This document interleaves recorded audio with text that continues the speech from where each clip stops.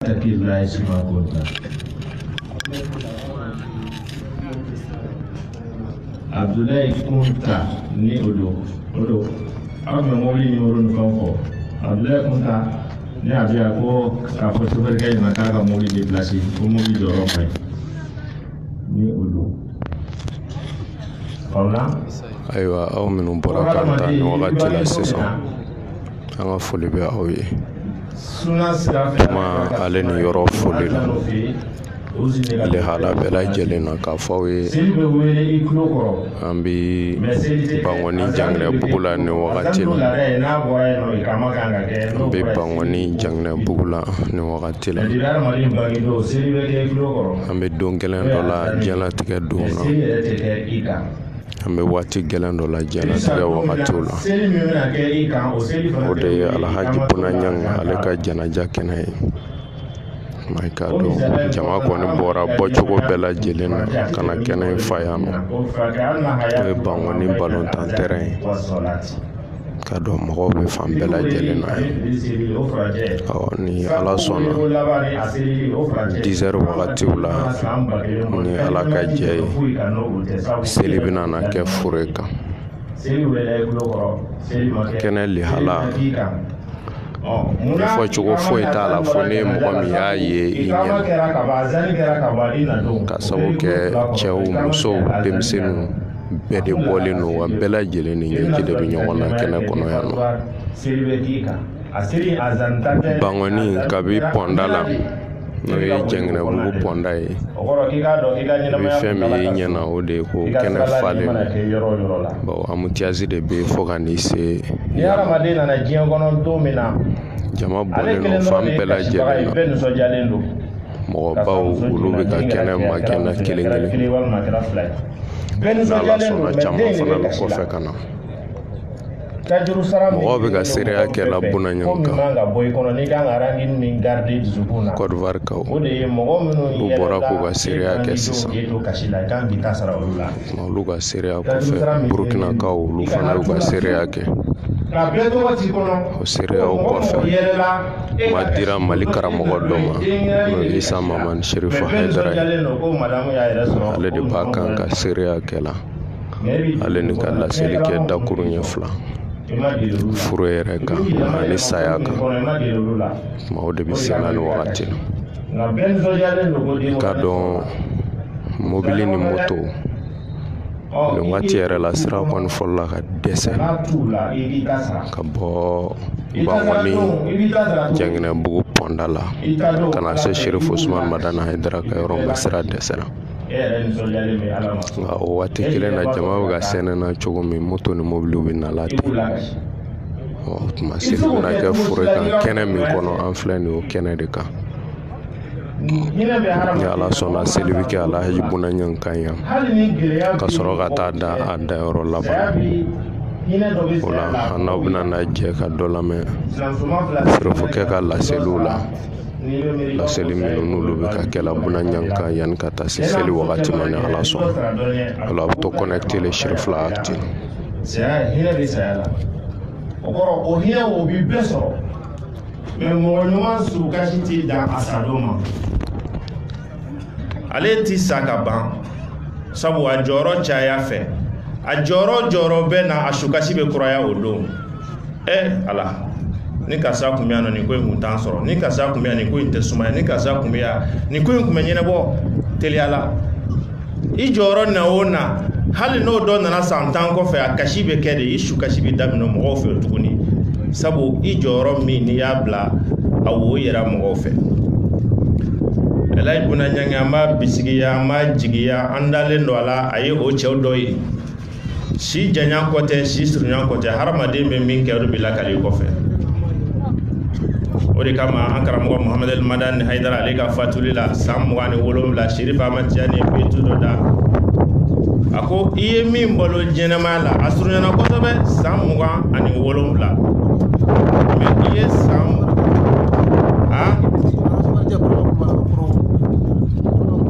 Burama Kulubali ka bɔ Koroko k'a ka taa mobili ta ka bɔ yen Côte d'Ivoire Burama Kulubali ka bɔ Koroko k'a ka mobili déplacer ka bɔ sira kan Côte d'Ivoire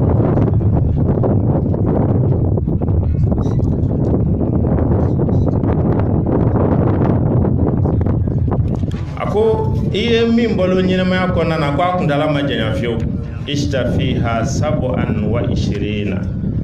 iye min balo san 27 nka i ye nɔ min to o kɛra siècle nɔ Muhammed al-Madani y'o de fana to Elayi Buna Ñang a san ma caya mais a ye si jan sɔrɔ a si bi san 1000 bɔ Buna si a ka ca ni san 1000 ye mais a san o danna 38 de la a ye san 38 de balo ka san 20 ka san 1000 si sɔrɔ si kun ye si ye de hadamaden bɛ fɛn min kɛ san kan ka janya de yalasa i ka kɛta kan ka janya o de y'i ka si ye i yɛrɛ bɛ se ka mun kɛ ni cɛ in jɔra dugukolo min kan ka Ala ka diinɛ ɲɛfɔla a ti jate ka ban Ala kira ko Seydina Aliyu ma ko i ye jihadiw kɛ i ye ko caman kɛ nka i b'a dɔn n ka fɛn dɔ f'i ɲɛna min baraji ka bon ka tɛmɛ jihadi ninnu bɛɛ kan wa a ko Ala kira ko ye jumɛn de ye a ko Ala ka mɔgɔ kelen kanda i bolo ko hɛrɛ ka bon i ma ka tɛmɛ mɔgɔ min ye ɲɔgɔmɛ bilen 1000 sarakati walima ɲɔgɔmɛ bilen 1000 tara ka di mɔgɔ min ma a ka bonya dɔ sara la mais mɔgɔ kelen kandali i bolo k'o don Ala ka diinɛ na o de ka gɛlɛn o de ka bon ka tɛmɛ o kan bɔra k'a fɔ Ansar jamanaw ka dɔgɔn ni cɛ ni sen ma jɔ yɔrɔ min na ni k'a cogoba a kun ni a kun a ka ɲɛnamaya bɛɛ na jihadu de ma jihadu fana na belebele n'o ye nin kɛlɛli ani mɔgɔ weleli ka taa Ala ka sira kan Ala b'a fɔ an ye Kuranɛ kɔnɔ ko wa man ahsanu qawlan mimman da'a ila Allahi wa amila salihan wa qala innani minal muslimin jɔnni ka baara ka cɛ ka ɲi jɔnni ka kumakan cɛ ka ɲi ka tɛmɛ mɔgɔ kan mɔgɔ min ye mɔgɔ wele ka taa Ala ka sira ma ni a kɛcogo ye n'a fɔcogo ye Ala kosɔn wa ka tiɲɛ fana fɔ ko jɔnni ka kuma cɛ ka ɲi ka tɛmɛ o kan a fɔra Ansardini wajilikɛlaw ka commission bureau international la olu mɔgɔ 6 de bɛ a la Côte d'Ivoire mɔgɔ 2 Burkina mɔgɔ 2 Mali mɔgɔ 2 Elayi Buna Ñang ne la cam de bi ka Mali représenter o mɔgɔ 6 fana na olu ye ɲɛmɔgɔ mun bila o la o kɛra El Hadji Buna Ñang ye ka sɔrɔ ale de o bɛɛ la dɔgɔnin ye o ye danaya d'a kan ka baara kun da bolo a ye jɔyɔrɔ fa a ma kɛ sigibaga ye a kɛra wulikajɔbaga de ye ka yaala kun ani kun a donna yɔrɔ dɔw la a siyɔrɔ ka ɲi n'o olu ye a balocogo ka ɲi o yɔrɔw ye mais a y'o bɛɛ lajɛlen ku Ala nɔfɛ Ala kira nɔfɛ a bɛ hakili jigin Musabu Bun Umayru la min nɛɛmatigi tun don maga Ala kira ko ten don min na Musabu Bun Umayru bi sa o y'a kasange fini min birifini kelen min sɔrɔla a bolo o ye kunkolo datugu sen bi bɔ n'u ye sen sutura k'o belenge a kunkolo bi bɔ u y'a fɔ Ala kira ɲɛna a ko kunkolo de ka gɛlɛn k'u ka kunkolo datugu ka bin ɲaga ɲaga kɛ k'a sen datugu Musabu Bun Umayru Baduru don Ohudi don wala Ohudi don Musabu Bun Umayru nga yan'o cɛ don dɔ la Ala kira sigilen tora baro la Musabu kun bɛ ka na golokurusi hali a dogolen tɛ golokurusi saga golokurusi dogibali o de kun bɛ a la a bɛ ka nali Ala kira ɲɛ b'a la wa o taamakan yɛrɛ mankan bɛɛ tulo b'o la fana yɛrɛ bɛɛ yɛlɛma k'a filɛ Ala kira y'a filɛ dɔrɔn Ala kira yɛlɛla a kasira wala a hakili jiginna Musabu Bun Umayru la a ko araytu Musaba haza wa ma bi makkata fata an amu inda walidayhi minhu ha huwa kad taraka hada kullaha hakad huwa taraka zalika kullaha hubban lillahi wa rasulihi araytu Musaba haza ma bi makkata fatan an amu inda walidayhi minhu wa kad taraka haza kullaha wa kad taraka kulla zalika hubban lillahi wa rasulihi Ala kira ko ne Musabu Bun Umayru ye maga a ka denmisɛnninya kɔnɔ a ko cɛ kun tɛ yen nɔ maga min y'a diya a fa n'a ba bolo u ka commerçantbaw n'u ka masakɛw faama minnu tun bɛ dugutigi min tun bɛ kabilatigiw tun bɛ fini min don jamadonyaw la Musabu kun b'o don ka tulonkɛ kɛ n'a ye bɔgɔ la se kun b'a ba ye maa y'o bila ka Ala ta an karamɔgɔ Jata de bɔra k'o fɔ ako julaya yi sanga shirifi kanuma buna ye julaya to yi ka shirifi kanu suganti sigoro yi sanga ma ye sigoro to no ka shirifu suganti soro yi sanga ma ye soro to no ka shirifu suganti jama yi sanga ma ye jama to no ka shirifu suganti o de ko kunye shirifu de gaya o de maksudi ni o soro abbe de bi bolo ni o jefu ti bolo ni fute saya bi kew atibali ali fem betoy ay hera betoy ay sra betoy no fo ni mini haydara ko bita nati yel haydara ko ka abo drone ke nga fengo fem bi se ko bali walma abi suma o ma walma abi fadinya o ma ayo bela jeli toyno depuis adona bara flata lantar kono da'iya kamugo wele kata ala malaku wa man ahsanu qawlan mimman da'a ila Allah wa amila salihan atamake kuma gwansai tumi ka yero mina ayo o section biro ke ka jalo ke kana do biro national 2008 adona biro national la comme conseil religieux adjoint congrès plana na kana ke biro adjoint conseil religieux kata biro international la abe wudu national fanana joro chama beno ni Kenya occupé ala koso ka kadelmaya bedu daraja chama de be buna bolo absega mira ala la ala yere mi foni ya doyi bi kanu yi daluye bara ni mage yi daluye temseni minu yuto ka temseni ala fana ka sirala nye ka ala bato ku yere di ala ma ndala kra ya ko mogo dɔw bɛ nɔ u kun tɛ jɔ tile kɔrɔ don min na ni suma tɛ ni ala ka suma tɛ shago nasha fi ibadati llahi buna o garaji fana a y'o fana sɔrɔ ka t'i da n'o ye tuguni an b'a fɔ ni ala kɛra ka kumakan nin ye a ma falkalbu yahzanu wal aynu tadma'u wala naqulu illa ma yurdi rabbuna wa inna fi firaqika ya buna la kosɛbɛ ni u bɛ ji bɔ kun bɛ kasi ayiwa nin waati la o ye ale kɛnɛ lasɔrɔ aw minnu tulo banna n'aw minnu ɲɛ banna o ye kɛnɛ lasɔrɔ nin wagati la Seydi Sherifu Usman Madani Haidara ale yɛrɛ fana ye kɛnɛ lasɔrɔ mɔgɔba minnu n'olu tun ma kɔnɔ ne bɛ kɛnɛ kɔnɔ bɛɛ lajɛlen ye kɛnɛ lasɔrɔ ka ban ala ɲɛjiw bɛ ka suru la cogo min na a bɛ ka suru la o cogo kelen na Sherifu Usman Madani Haidara ale donna kɛnɛ kɔnɔ Sherifu donna kɛnɛ kɔnɔ ka ban nin waati la Sherifu Usman Madani Haidara ani mɔgɔbaw bɛ ka ɲɔgɔn fura mɔgɔba minnu n'olu ye kɛnɛ lasɔrɔ k'a dɔn n'olu bɛ ka foli kɛla ɲɔgɔn na k'a dɔn a banna a ye ɲɔgɔn sɔrɔ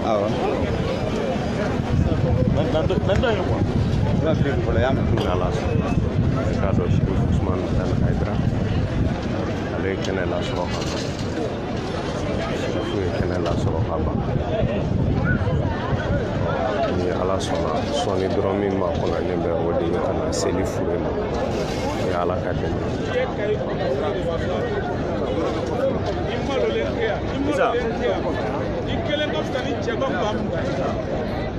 ni ala sɔnna sɔɔni dɔrɔn ala n nana seli fure ma degun dan no walayi tuma min na ni fure kun bɔra n'i ye kule kan mɛn i b'a dɔn ko mɔgɔw bɛ waati gɛlɛn dɔ walayi mɔgɔw bɛ waati gɛlɛn dɔ mɛ diɲɛlatigɛ ye nin de buna ye nin de dɔn dɛ buna ye nin de dɔn wa a ye nin de ɲɛsigi buna jɛra ni fɛn bɛɛ lajɛlen ye fɛn bɛɛ ka fɔ a ma fɛn bɛɛ ka k'a la walasa ka se ka ala yɛrɛ sago bawo a y'i yɛrɛ fo ma ani a n'a ka na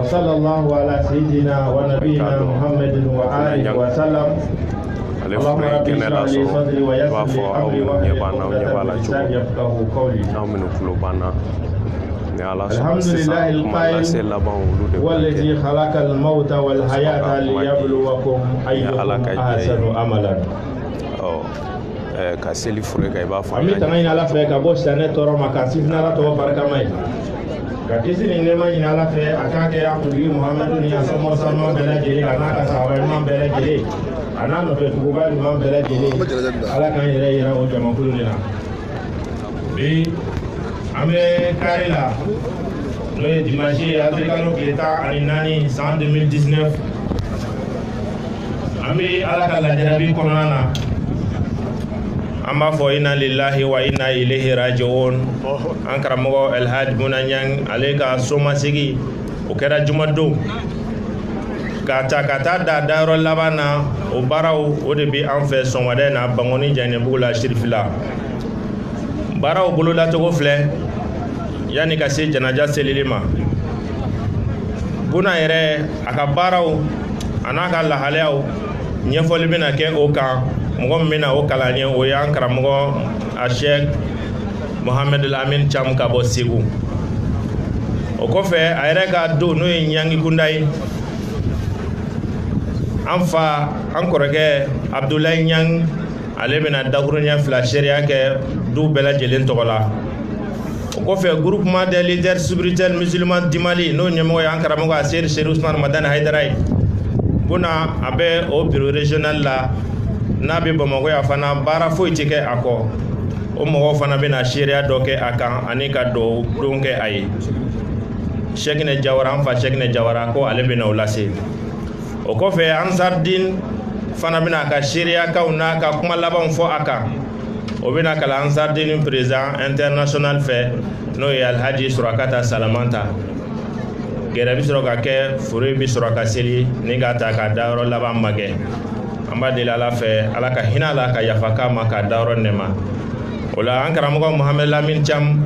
ale bɛ gɛrɛ labɛn min bɛ yen nɔ ale bɛna o kalan an ye an bɛ fɛ bɛɛ ka lamɛnni kɛ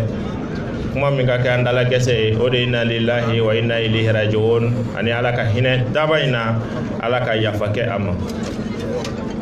Mohamed Lamin Cham.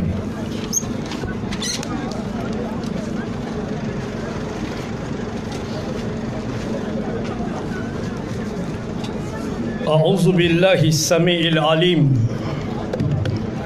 من الشيطان اللعين الرجيم بسم الله الرحمن الرحيم وأفضل الصلاة وأتم السلام على خير الأنام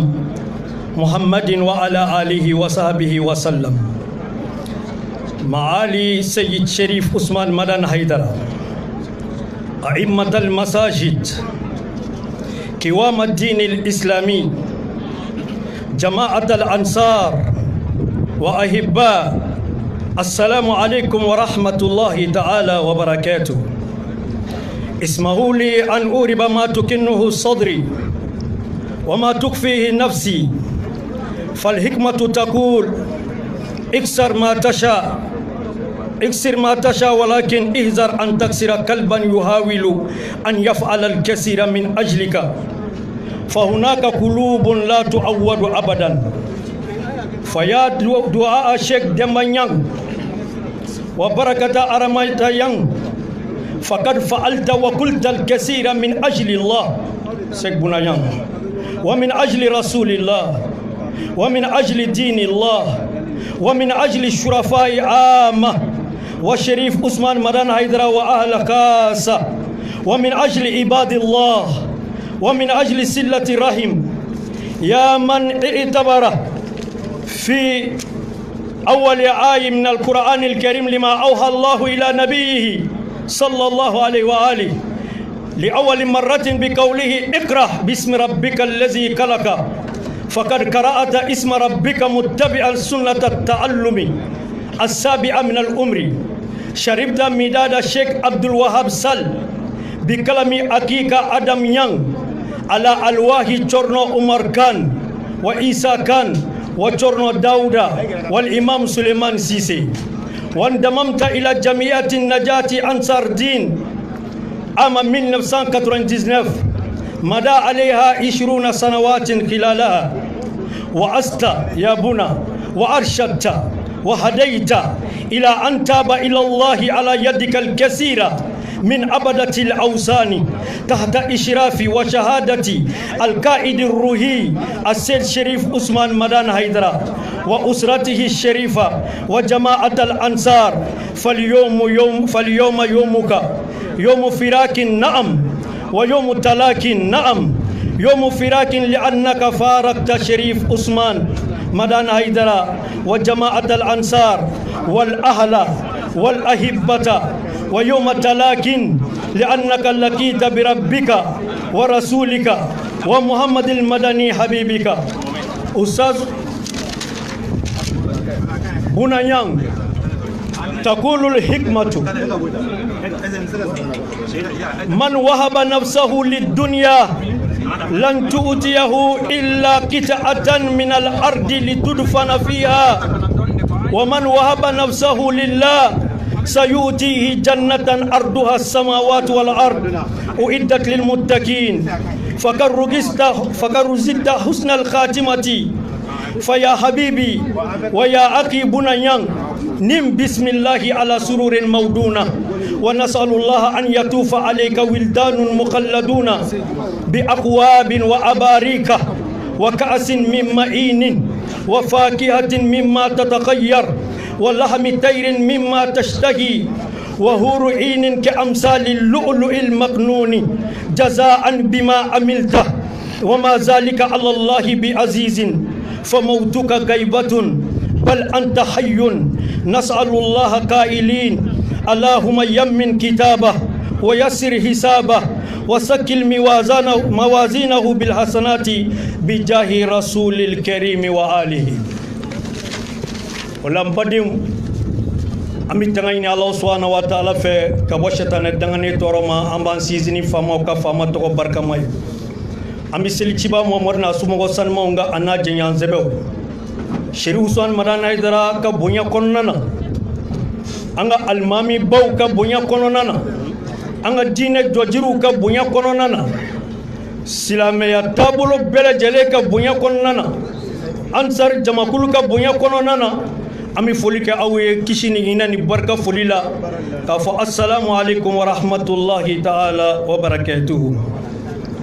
olaka ya hakato ni mbade on fe ukato femmen dusula ngafo kodon kuma ba fo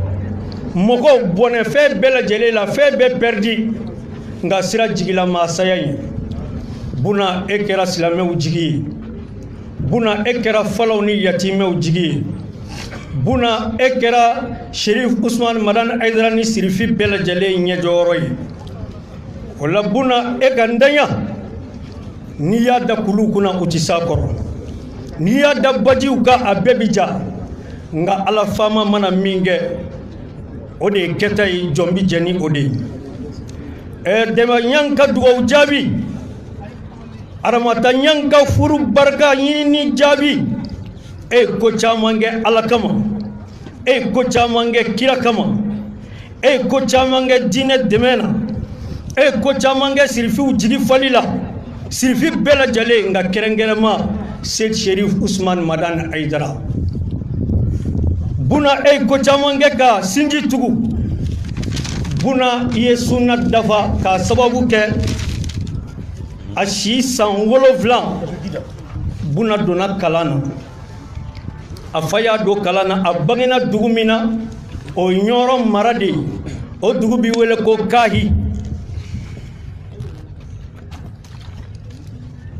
o kahi on nyoro nche kilo wolovlan buna bangena e demuni kofe fani bayela manane aye kay buna bangena 1980 olaf asisa wolovla fanana do kalana ay kala damine Sheikh Abdul Wahab ayo kadabaji misal alaka here kana ka adamanyang ay dabaji mini adamanyang ka kalmu kalay o kote mene ngofe ni Umar Khan ani Isa Khan an Chorno Dauda ani Imam Suleiman Sise oka walay kalay ni zabay dabaji kalmu kala ani wala bunay Abdul Wahab sal ayo ka dabaji mi Chorno Umar Khan ani Isa Khan ana koroke adamanyang ni oka kalmu kalay Imam Suleiman Cissé au cas wala sanfɛ Buna donna Ansar Dine Islamia la 1999 o ni sisan cɛ san 20 Buna ye wajuliw kɛ fan bɛɛ lajɛlen fɛ a wulila k'i jɔ ka cɛsiri ka wajuli kɛ jamanaw kɔnɔ dans les 5 continents ay wajuliw kɛ ka maaw bilasira ka maaw tuubi ka sinji tigɛlenw tugu ka furuw dilan ka jigiw mafa ka bolisɔnna caman de tuubi hakɛ tɛ min na an ka sous-région kɔnɔna na yan o ko tɛmɛnen kɔfɛ Buna Yank tumana min na Muhammadul Madani ni o banana Ustaz Buna Yank a wulila ka jɔ fa filani deri don fa daga wuli don a yi fa kanu ni Sherif Usman Madani Haidara ka kanu ye a yi fa kanu ni fa ka dugadenya ni fa ka ala ɲɛsiranya ye n'o ye Muhammadul Madani ye Buna tora fa kɔrɔ ka si a ɲɛna k'a ladon fo ka fa ka do se ka fa se ala ma kumana mina Buna y'a ye jikunama bɛ a karamɔgɔ a n'a bilasiraba ɲɛna a sera Sherif Usman Madani Haidara ma a ko Haidara i ɲɛji cɛ an kun ma kanu ka nin don ye an ɲɛna bi fiyewu nka ala mana min kɛ o de ye kɛta ye nka i k'a dɔn fa taara nka fa bɛna a yɛrɛ kalifa i la a k'i bɔ ne Buna ni ɲɔgɔnw fo ka kɛ an ka kɛ jigifa ye e ye fa ɲɔgɔn na o kelen min kɛ kabini Buna y'o layidu di an karamɔgɔ ma bonyaba de b'a ka k'a ye dɔnniba min don a ye ko fila fa ka bɔ a yɛrɛ la Buna ye siran fa ka bɔ a yɛrɛ la Buna ye nata fa ka bɔ a yɛrɛ la n'i siranna i se ka tiɲɛ fɔ n'i natara i bɛ ɲinɛ i ka lahara kɔ o kelen min kɛ Buna a ye bonyabaw to a kan mɔɔw bɛ 100,000 d'a ma fɛn min ka ca o bɛɛ k'a ye Buna y'o bɛɛ lajɛlen to yen ni ala ka jɛ ye k'ale bɛna Sherif Usman Madani Haidara ɲɛnafin bɔ k'a jigi fa la a y'i ko dɔ k'a ye bonya bɛɛ la a nafolo bɛɛ la ka na Bamakɔ yan ni ala ka jɛ ye wa a kura n'a yɛrɛ ye kabini ala k'a da a t'a fɔ maa ye k'a d'u ma Buna bi y'i ka don ye i ye Arafa ɲɛnafin i ye Mina ɲɛnafin i ye Musdalifa ɲɛnafin i ye Ka'batul Musharrafa ɲɛnafin sabu an ka maakɔrɔba minnu bɛ taa hiji la Sherifula sira fɛ olu bɛɛ lajɛlen bɛna Buna ni e tɔgɔ de ye ni e ka bonyaw de n'i ka maakɔrɔba berebere ani ka maakɔrɔba tɔbɔtɔ ye Buna e y'i yɛrɛ sɛgɛn Muhamadu Mando ye i y'i faso jɔ i y'i ka diinɛ jɔ i ye sirifuw ɲɛji cɛ i ye sirifuw dɛmɛ i ye layidu min di Haidara ma i y'a dafa Buna Ansar Dine Islamia ye jigi d'a kan en 2008 a ka mandat fɔlɔ la n'o bɛnna Saka ka mandat ma Buna a kɛra premier conseil religieux Ansar kɔnɔna na 2008 o mandat dafara Buna labana ka rekondi i ka dɔn maa fila ma fɔ ɲɔgɔn kɔ Buna ka ko la a tilala ka ta tuguni ka kɛ conseil religieux premier conseil religieux 2013 o mandat dafara san 5 jama tilala ka danaya da Buna ka tuguni ka tila ka a kɛ premier conseil religieux o kɛra salo 2018 o 2018 kɔnɔna na Buna nana layidu di bɛɛ lajɛlen ɲɛna terrain kɔnɔ a ko Sherif Usman Madani Haidara i dusu ma da i k'a dɔn i ye min ɲini Ansaru fɛ anw sɔnna anw bi i kɔ Haidara maa ka kuma tɛ se ka anw bɔ i kɔ n'i y'anw bɔtɔ i kɔ fo ni adamaden taamatɔ n'a ja fara la n'i ye anw bɔtɔ ye e kɔ ka fɛn wɛrɛ minɛ fo ni sɛtanɛ tuubira ka don silamɛya la ni kɛcogo t'o la Haidara e janfan hakili tɛ anw fɛ ni kɛcogo t'o la Haidara e labila ko ti anw fɛ Buna y'o layidu min ta Buna a y'o layidu dafa bi Buna ye kanuɲɔgɔnw fara sabu ka d'a kan yomu firak o ye bi ye wa yomu talak bi a y'i kɔ don Sherif Usman Madani Haidara la k'i kɔ don Ansar jamakulu la k'i kɔ don Mali silamɛ bɛɛ lajɛlen la ani diɲɛ silamɛ bɛɛ nka Buna a tilala ka a ɲɛsin tuguni a ye bɛnɲanya kɛ a ka alafaama la ka bɛnɲanya kɛ alakiraba Muhamadu la ka bɛnɲanya kɛ a filaninderi la ni o ye Muhammadul Madani ye ala ka hinɛ u bɛɛ lajɛlen la ko dɔn b'a fɔ ko ni maa min ye diɲɛ kanu ko diɲɛ t'i sɔn foyi la fo n'a kɛra dugukolo kungurunin ye i su bi ta ka da min kɔnɔna na ko nka mɛ n'i ye Ala subahanahu wa taala kanu Ala de b'i sɔn alijɛnɛso la min ka bon sangaba 7 ye dugukolo 7 ye Ala y'o labɛn ka Ala ɲɛsiranɲɛjɔ minnu kɔnɔ buna e y'o Ala ɲɛsiranɲɛjɔ dangelen dɔ ye buna Ala y'i garisɛgɛ laban ko ɲumanya la sabu ka d'a kan i ka taama laban o de kɛra sisan i ye Kaye i ye munumunu kɛ yen Kaye n'a maraw kɔnɔ Ansar sira fɛ n'o ye Kaye cercle n'a mara ka bɔ yen tuguni ka na munumunu kɛ a tɔgɔ ye di Kolokani cercle n'a mara kɔnɔ i ye sutankɛ ye i ye maa min ɲɛsin Ala ma ka maa min ɲɛsin diinɛ ma o sutan kɔnɔna na maa 800 ani maa 40 ani maa 6 o maa 800 ni maa 46 bolisɔnnaw b'a la o maa 800 ni maa 46 maa dɔ bɛ yen hali o taamatɔ ma kɔrɔ filɛ jango ka seli buna y'o bɛɛ lajɛlen ɲɛsin Ala ma ka sɔrɔ ka bɔ o taamayɔrɔ de la alamisa don o kuma na a bɔlen o taamayɔrɔ la alamisa don a nana baro kɛ a karamɔgɔ fɛ a ye min kanu a yɛrɛ ye maa kanuɲɔgɔn i k'a dɔn kanu sɛbɛ bi dɔn ni ko saba ye k'i kanuya ka kuma kanu ka tɛmɛ kuma bɛɛ kan buna Ala n'a ka kira ka kuma kɔfɛ e Sɛrifu Usmani Madani Hayidara ka kuma kanu ka tɛmɛ kuma bɛɛ lajɛlen kan i kanuya a fɛsigi k'o kanu ka tɛmɛ sigi bɛɛ lajɛlen kan buna e Sɛrifu Usmani Madani Hayidara fɛsigi e y'o kusaya nafolotigiya ye i y'o kusaya masaya ye i y'o kusaya fɛn bɛɛ lajɛlen ye o de kama i jɛna fɛn bɛɛ kɔ fo Sɛrifu Usmani Madani Hayidara kanu o ko tɛmɛnen kɔfɛ kanu sɛbɛ a bi dɔn ni kanuba jɛɲini ye buna Ala n'a ka kira diɲɛ kɔfɛ e y'a dɔn e t'o diɲɛ sɔrɔ foyi la ka tɛmɛ Sɛrifu Usmani Madani Hayidara nɔkandugu kan buna e yɛrɛ di Sɛrifu Usmani Madani Hayidara ma ka diɲɛ bila diɲɛ bɛɛ lajɛlen sanfɛ o la kumana min na a fɔra buna ma ni Ala ka diɲɛ ye ko buna k'i k'a dɔn i ye Sɛrifuw ka jɔn ye a ko ɔhɔ ne Sɛrifuw ka jɔn ye sabu tiɲɛtigi ka jɔn tiɲɛ ka jɔn ni maa min sɔnna o ma o ye hɔrɔn ye ka tɛmɛ nkalonitigi ka hɔrɔnya nkalontigiw tigilama ka hɔrɔnya ni maa min kɛra nkalon ka hɔrɔn ye o ye jɔn ye fo ka taa se kiyama jɔ don ma buna i da i wasalen i da i jigi falen silamɛ bɛɛ yafara e ma fo ni mun ye min kɛ e la n'o tɛ buna e ka tɔɔrɔ ma se maa ma bi nin waati in na an bala ka wele fan bɛɛ lajɛlen fɛ minnu musow ma jiginna ka bɛn nin waati ma lafiyabugukaw bɛ o la fo ya fo kɔnna o mɔgɔw b'o la olu bɛɛ lajɛlen ko bi ko u den tɔgɔ ka da e bunana Ala k'i min alijɛnɛ kɔɲɛw la Sɛrifuw ka kɔɲɛw la ka a vɛri di Alakiraba k'a di Ali ma a k'a di Hasani ni Huseni ma o k'a di u mɔden Sɛrifu Usmani Madani Hayidara ma a k'a di ma i ka min wassalamu alaikum warahmatullahi taala wabarakatuh. Ami an karamɔgɔ fɔ Elhaj Mohamed Lamin Cham n'an ka manko Chamble ka bɔ Segu a ka nin dakuruɲɛ 2 kuma sanulama jamalama wa bɛɛ ye tiɲɛ gwɛrɛ tiɲɛ gansan dɔrɔn de a m'a fɔ ko nin bɛɛ ka kɛ bɔnna bolo daluli ye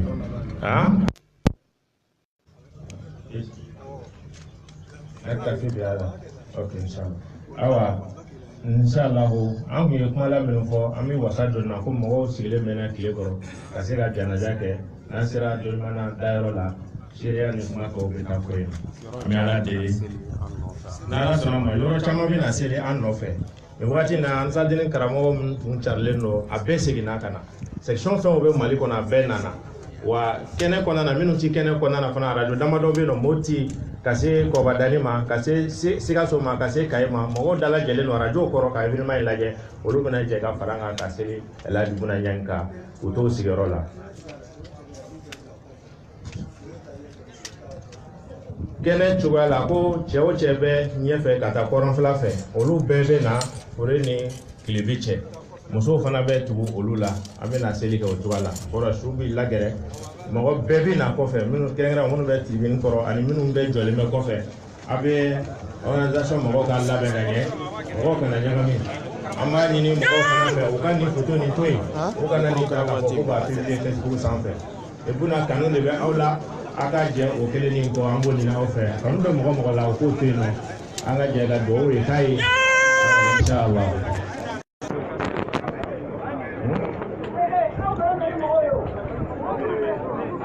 Organisateur toujours. Voilà, mɔgɔw kana na olu ka da parce que yan fɛ mɔgɔw bɛna déplacer ka taa kɔfɛ de. Bɛɛ ka tu nɔ na fɛn o fɛn bi fan o fan fɛ a ye aran tile o yɔrɔ in na dɔrɔn. Muso minnu bɛ tribune yɛrɛ kɔrɔla la olu bɛ aw minnu tulo banna la aw minnu ɲɛ bɛ an na labɛn bɛ ka kɛ la ka seli fure kan nin wagati la labɛn bɛ ka kɛ tabagaw ka don mobili kɔnɔ ka ta ka bɔ ka se kaburu la ka jigin mɔgɔw bɛɛ dalen don a mɔgɔw bɛɛ labɛn labɛn bɛɛ bannen mɔgɔw b'a kan ka aran jɔ la mɔgɔw bɛ ka labɛn kɛla nin wagati la aw minnu bɛ yɔrɔ jan fɛ ani aw minnu bɛ yɔrɔ sugu fɛ an n'aw bɛna na jɛ ka seli fureba in kan nin wagati la n'o ye Alhaji Bunaɲangi kuma laseta minnu n'olu tora ni Ala sɔnna ni an sera kɛnɛ kɔnɔ o bɛna na nin bɛɛ lajɛlen fara sɔrɔ ni o ye kaburu dɔ yɛrɛ ye don ɲuman na ka bɛɛ réseau ko gɛlɛya ma ni connexion ma sɔn yen nɔ an bɛna taa arajo Saha kan en direct o la bɛɛ bɛ se ka sɔgɔ o la seli daminɛ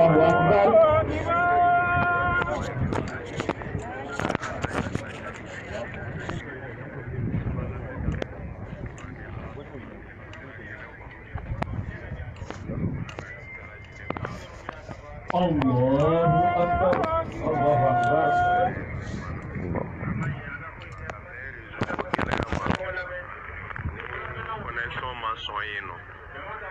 an bɛna taa arajo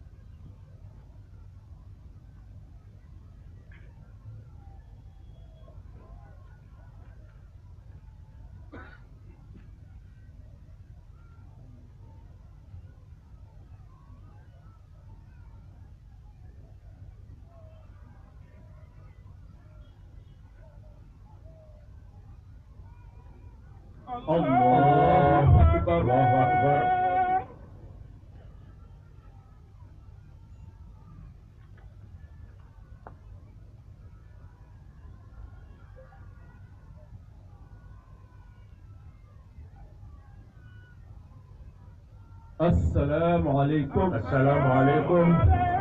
السلام عليكم أيوة سيدي عمي مغو كاشرابو عمي كاشرابو ngene ndo atali kama ho bara bani ndo wala ngatu lu mangatu ko kasi bula msikata amna na kule na tatu ni waati la seli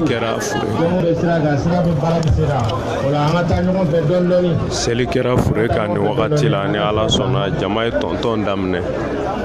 minnu bɛ moto la minnu bɛ mobili la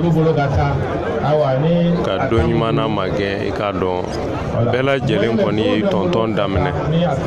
ka sira minɛ ni Ala sɔnna ka taa don ɲuman na an ka foli bɛ bɛɛ lajɛlen ka waleɲuman dɔn bɛ se bɛɛ lajɛlen ni Ala sɔnna an bɛna aw bila yan ni an sera yen nɔ an y'a fɔ ye cogo min na ni réseau sɔnna an n'aw bɛna na jɛ ka bɛɛ lajɛlen lajɛ ɲɔgɔn fɛ kuma lase minnu bɛna kɛ ani seereya minnu bɛna kɛ nka ni réseau ma sɔn fana mɔgɔw b'a kan ka belebele bila sira la mɔgɔw bɛ ka bila sira la mɔgɔw bɛ ka bila sira o tuma ni an sera ni réseau ma sɔn arajo Saha bɛna ta hali n'a ma image aw bɛna audio kɔni lamɛn en direct arajo Saha fɛ sirifila acti b'a a diviser ni Ala sɔnna o la an ka foli b'aw bɛɛ lajɛlen an bɛ dugawu k'aw bɛɛ ye ka dugawu ɲini aw fɛ